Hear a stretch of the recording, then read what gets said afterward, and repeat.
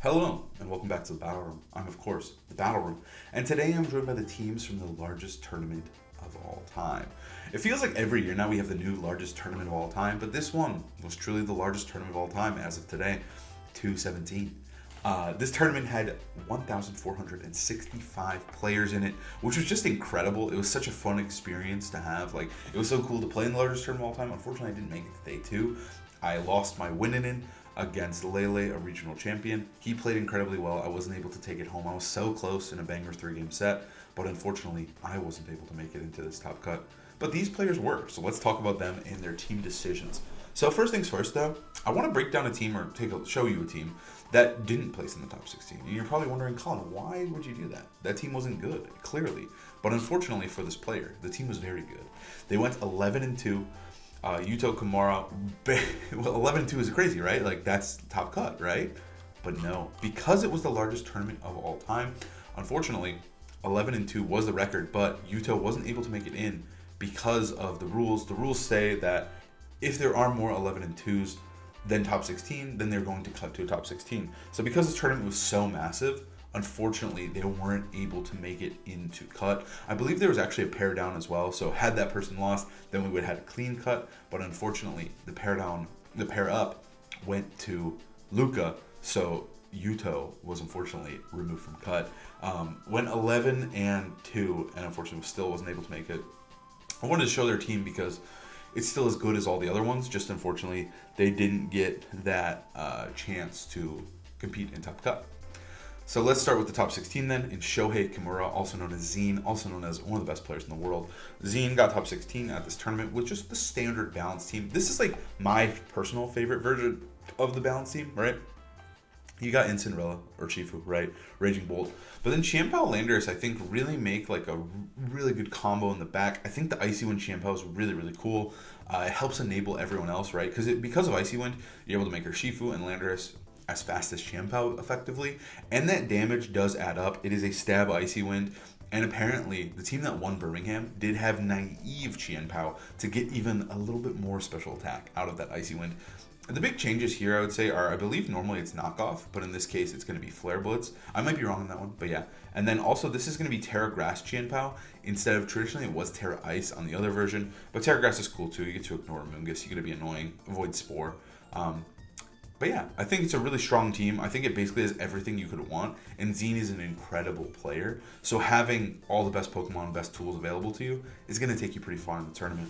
The big thing here too is Booster Energy Raging Bolt is kind of neat. You obviously potentially lose the mirror to the Leftovers version. I believe you just auto lose because they just get to stack up HP and never attack. But it does give you a lot of damage and gives you that oomph elsewhere. So in other matchups, you're able to do a lot of damage, catch people off guard, and also you just need less Calm Minds. You usually need like 1 instead of 2 or 3. Otherwise, everything else is pretty normal. Obviously, Mystic Water or Shifu is one of the best sets in the game. Opting to run U-Turn over High Horsepower is another big thing to note. This team traditionally does run U-Turn, but High Horsepower is still seen on other variants of the balance team. And then the substitute Landorus is also fire as well. It's just a really, really amazing and strong, potent team for one of the best players in the game in Zine. Next up here, we have Luca Paws. This team is actually really cool. I'm a big Ursaluna fan. I love Ursaluna. I'm not going to lie to you. Also, I want to point out, this is going to frustrate you guys for the rest of the video, but I have to deal with it, so I'm going to make you deal with it. Why is his name so long? He ruins everything. He ruins the game, and he's ruining the formatting on this website. So all of his moves are slightly lower than everyone else. I'm sorry, I just need to get out of the way. You're pissing me off for Shifu. But anyways, I love Ursaluna. I think Ursaluna is awesome. But what's really cool about this team is there's no Trick Room. None at all. We have double Icy Wind to help enable Ursaluna, but there's no TR. We obviously have Tailwind as well. And I think Tailwind Bear is enough. But I think it's kind of a cool adaptation in the format, right? Normally you always see Porygon where the Fluttermane is. But I think Fluttermane is a really cool choice for Luca here. Luca Paws is an incredible player. And it makes sense like that he would be here, but this is a weird team to be here because I feel like Icy Wind it can be enough for Ursaluna, but it is totally just kind of relying on Ursaluna's natural bulk and typing to be useful rather than like threatening that mind game of Tail Room. So I think it's kind of cool. Like, it's one-dimensional in terms of like this is a Tailwind team. Obviously, you still have Amoonguss and Incineroar to help support you in the mid game, and like you don't have to press Tailwind. But it is interesting that there is no Trick Room. I do think Fluttermane is really, really good. especially into balance. So I think having Fluttermane is a great addition. I think this team is really cool, and it's definitely one I want to try out going into Seattle. But I think that, no Trick Room is just kind of bizarre. But I think it does give you a better balance matchup. It gives your Tailwind mode a little bit more oomph, and it gives Icy Wind control for both Urshifu and also Ursaluna. It also makes you not have to rely on Torn. So I think it is cool. It's probably awesome in the mirror as well. Just being able to Icy Wind slow them down. I think it's a cool team. Obviously, Icy Wind over Rain Dance as well. But yeah, not too much to say outside of like, it's the normal team, but with Fluttermane. But I think that changes everything in terms of how it is played and how you have to approach it. Like, one Pokemon difference is such a huge deal. But I think it's a good choice, and it obviously paid off incredibly well for Luca there, able to get him top 16 in this tournament. So next up here, we have a variation on the carry team, and I think it makes a lot of sense. So Gholdengo is traditionally specs on this team, but this time they opted for a Nasty Paw leftover set, which I think makes the team, I'm not going to say better, but I think it makes a lot of sense. You're able to enable Gholdengo with both Incineroar and Amoonguss, and then you still have the Tailwind mode to make him shine as well. So I think it's still like a strong Gholdengo team.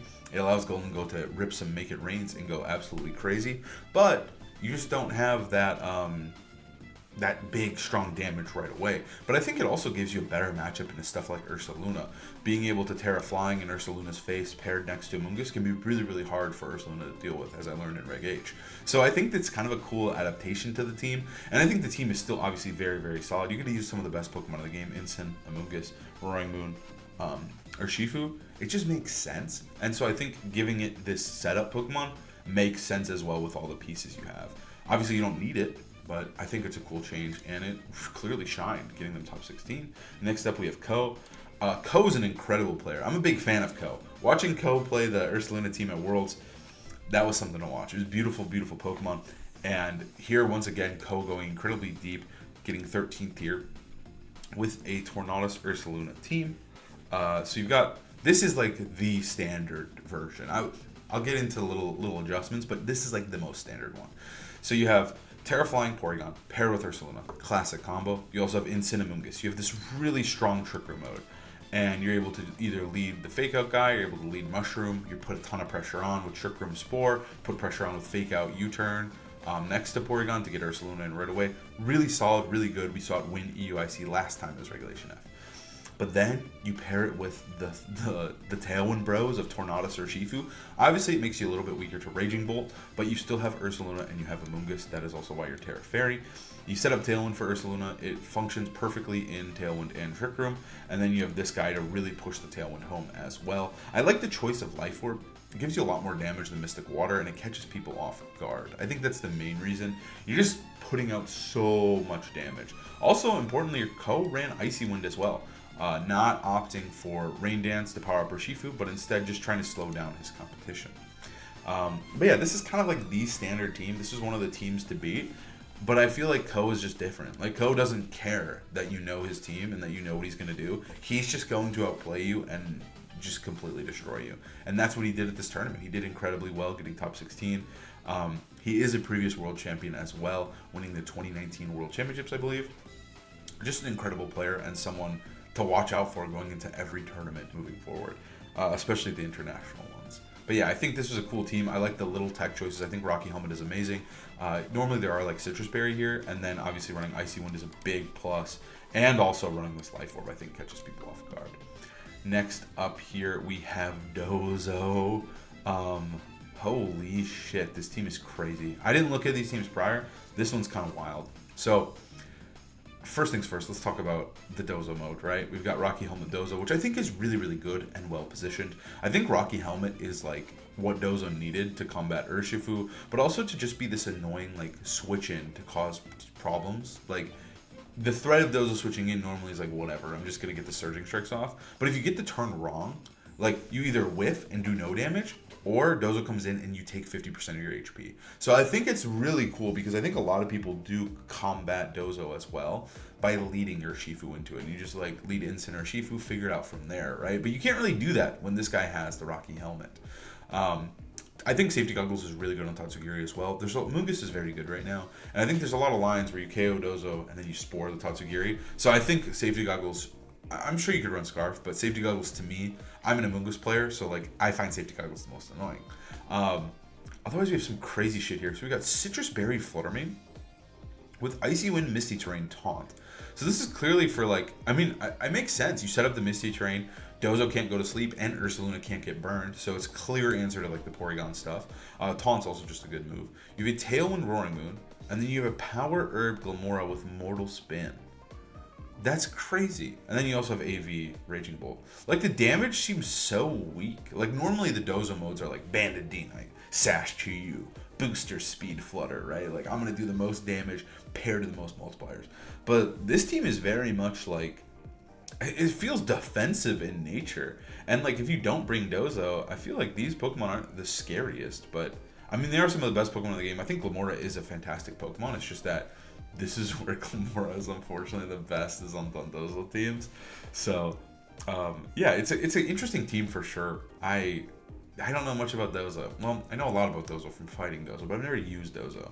I feel like it's just tech after tech after tech, you know? Like, you have these big I guess the damage dealers are like Roaring Wind, Glamora, but then you have this like annoying bulky Flutter and then a bulky Raging Bolt to just chip things down. It's a little bit different from the traditional Dozo teams that we're seeing. Next up, we have an absolutely crazy team with Heatran. We have Pow Knight. Pow Knight, I would say, has been kind of on the rise. I've seen a lot of it on ladder, and I think it is well positioned. It's good into a lot of the balanced teams. They can't fake out D-Knight. He's dealing insane damage to basically everybody. I mean, even E-Speed is hurting Bolt for quite a bit. And then he can't be intimidated as well, which I think is really strong, or faked out. So I think Pow Knight is strong. Usually we've been seeing a lot of loaded dice variants, though, sometimes with inner focus, sometimes with multi-scale.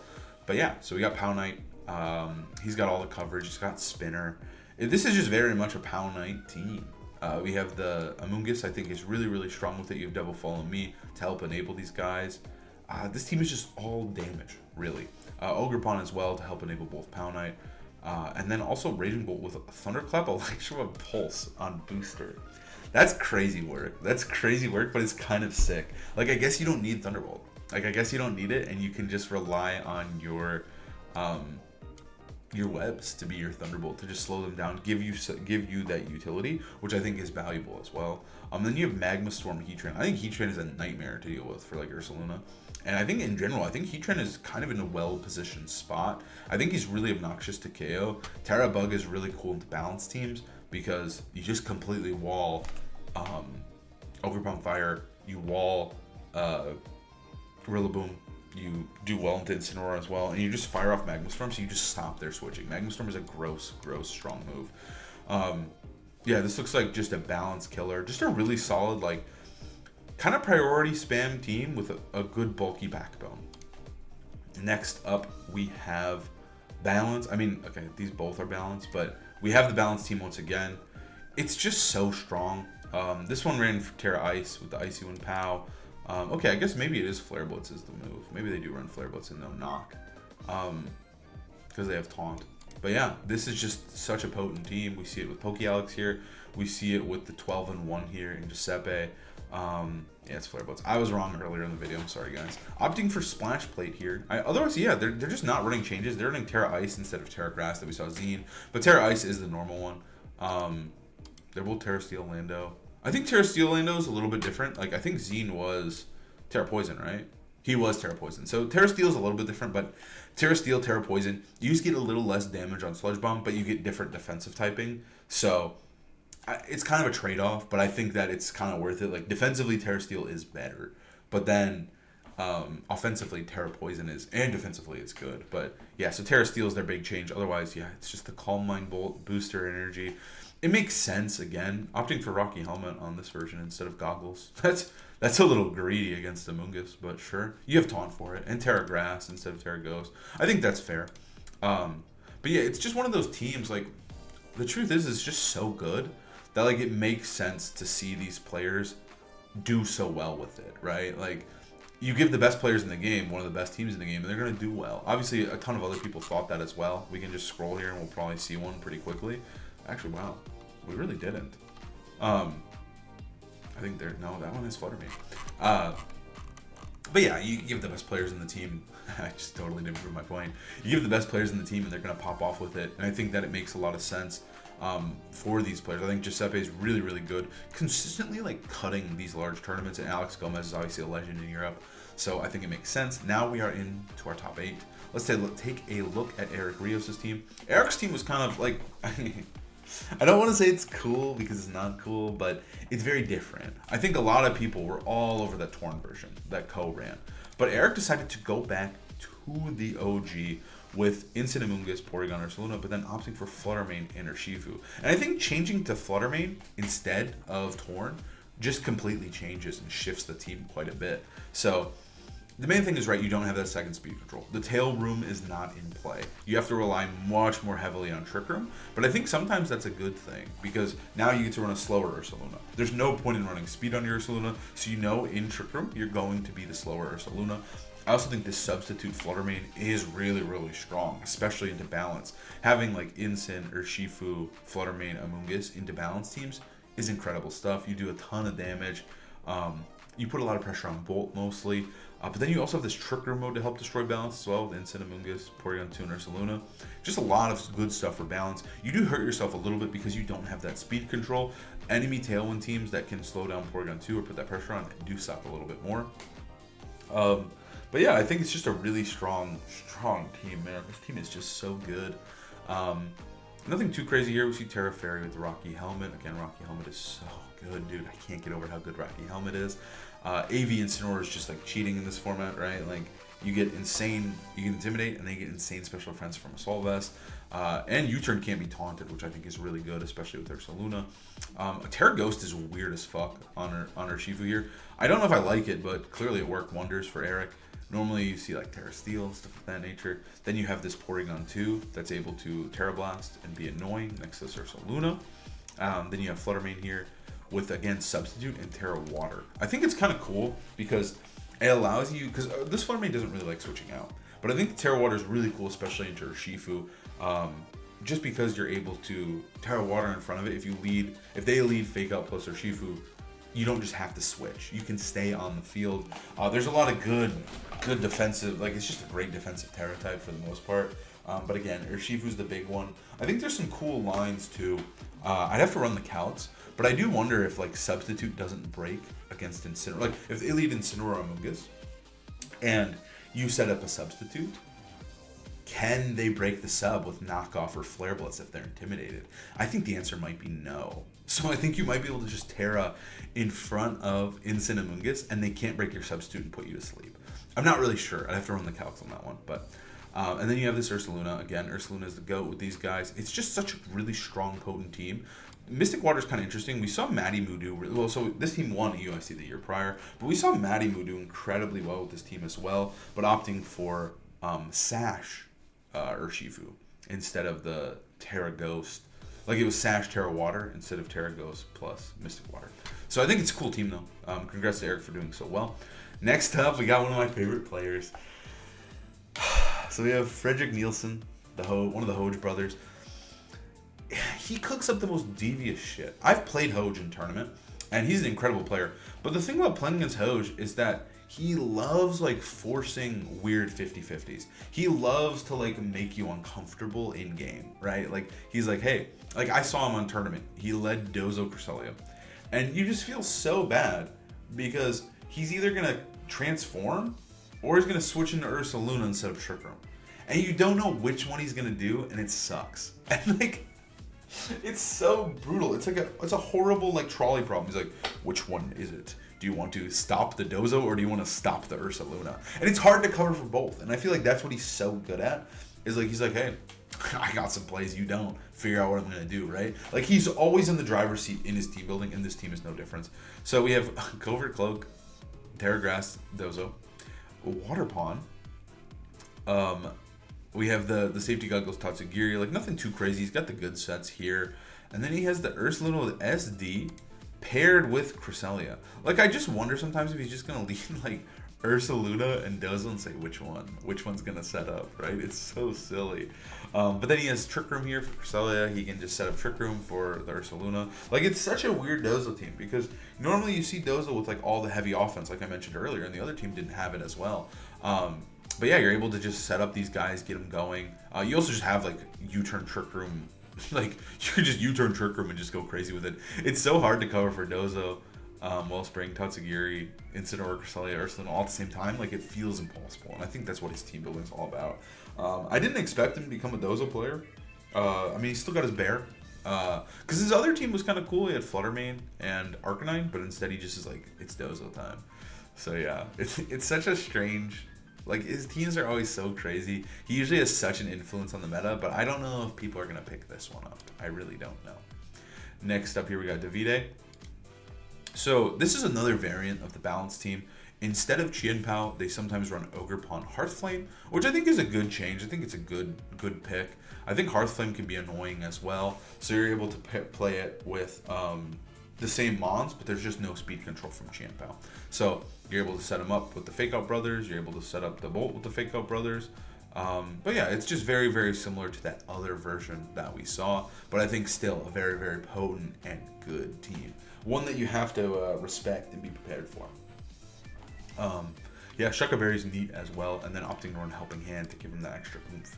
I think it's a cool variation. I actually thought we'd see more of this one, but it just really wasn't as popular as the Chien-Pao version. And then once again, we got the Chien-Pao version. There he is. Terra Ghost this time, and then Terra Poison, and then running no Taunt. That's the only difference. Nicholas Khan is an incredible player, though. I think that, like, he's so strong. He, like, basically always top cuts or top 8s the Australian events, and he goes really, really deep at the international ones. Nicholas Khan is an incredible player and someone you're just going to keep seeing. I feel like he usually plays standard, traditionally. Like, usually it's, like, a well-established team, and he just says, hey, I'm going to swag on him, and he does every single time. But Nick is an incredible player. And then next up, we've got our top 4. We've got Roberto Parente here with Regidrago Psy Spam. So Psy Spam, it's kind of crazy because there was no other Psy Spam. This is the first Psy Spam we're talking about, but spoiler alert, there's one more coming. But Psy Spam here, this is like the standard one. I believe Justin Karras ran like the frame for this team at Orlando, and it just kind of hasn't changed. We've got Rain Dance, no Icy Wind. We got Bleak Wind, Rain Dance, Tailwind to help set up your Shifu, right? Like, you can just lead your Shifu Torn. I think what makes this team so good is it's so good into Bolt, right? And it's good into balance. Like, Regidrago Iron Crown is good into balance. You're able to just lead Tailwind, set up Rain Dance, right? Because if they lead Bolt into you, it feels bad if Iron Crown's just smacking it around or Regidrago's there. So leading your Shifu Torn is a very scary and potent lead. It's also the only team that gets to run Scarf for Shifu, and I think Scarf for Shifu is still incredible, incredible sauce. It's just very hard to use because of Bolt. So I think having this in DD helps a ton. You have Double Follow Me as well to help enable it. And I think that's what part of the reason this team, it just gets to use like Pokemon that are good but are hard to use, right? Like Regidrago is really hard to use, but it pairs incredibly well with Iron Crown, incredibly well with their Shifu. And then in DD enables Iron Crown, obviously. You have that Helping Hand. You can just lead these guys and they are putting on so much pressure. You're spamming Expanding Force. He basically has a free life orb. You just kind of hold down the fort. You lead these two and you do a lot of damage. Terra Blast is also really cool because it's Terra Blast water. So you just put a ton of damage onto Incineroar and he can't really play the game. And then Regidrago just does a ton of damage. He's life orb. Terra Steel for the defensive Terra. Yeah, it's just such a good potent Tailwind team. And then you're like, hey, I'm going to use Trick Room to stop these guys. Well, unfortunately for you, this guy has Trick Room. He can reverse your Trick Room. They can deal a ton of damage. They can do Helping Hand, Dragon Energy. There's a lot of options. So I think that this team is just so potent in the current format, but just in general. It's just a really, really strong team. There's nothing too much to say about it, I guess. Like, it's just all damage guys and then in DD. Like, all of them are probably almost trained to max attack. Obviously, Ogerpon could have a little bulk, right? And Iron Crown might have a little bulk. But for the most part, max attack, max speed, deal like these two are, for sure. Regidrago as well. And then you just deal the damage and then you just switch into DD. It's such an annoying team to play, man. It's just so annoying. It's all 50-50s. Like, I feel like even in the worst matchup, the Iron Crown team can say, hey, I'm just going to 50-50 you. I'm just going to lead something silly and you're going to have to respect it. But yeah, it's just a good team, and it was a great call for this tournament. Next up is an insane team. I forgot this team happened, But this team was such a wild team. I think it was originally built by Arash, but Francesco, obviously an incredible player, decided to pilot it here.